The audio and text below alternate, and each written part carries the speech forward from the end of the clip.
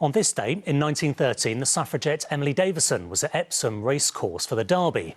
The prominent campaigner for equal voting rights for women ran out in front of the King's horse and was trampled. 4 days later, she died. As of today, a statue of her stands in Epsom. It isn't on a plinth, but where people can sit beside her and scan a code to learn more about her and her life.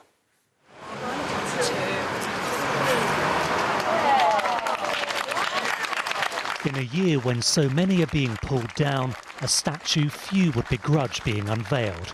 Draped in the green, white and purple of the suffragette movement, a monument in memory of Emily Davison. She was one of the most important women in the fight for equal rights, so women have long fought for her to be commemorated. I just felt she deserved to have full recognition here.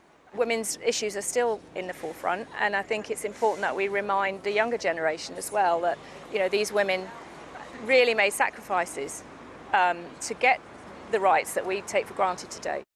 Davison was born in Blackheath and sacrificed her teaching career to join the suffragette movement.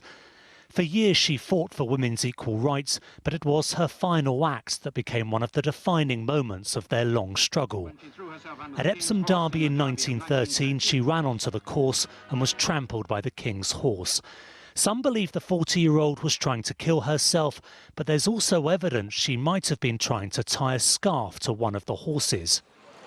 The statue was unveiled today by a distant relative. The project has been backed by descendants around the world, and they wanted it to be accessible and approachable. I think that you just instinctively, when you see the way her hands are and her expression, I think it's just a natural thing to do, isn't it? And you want to be tactile and touch her. I'm getting... Yeah, I think she's going to be here for another 100 years to come and inspire more people from the 21st century. Joining Philippa were students who believe the statue is as much about the future as the past. A lot of things that people say, we've solved everything. We've only solved things for white middle-class women a lot of the time, and we haven't really solved things there.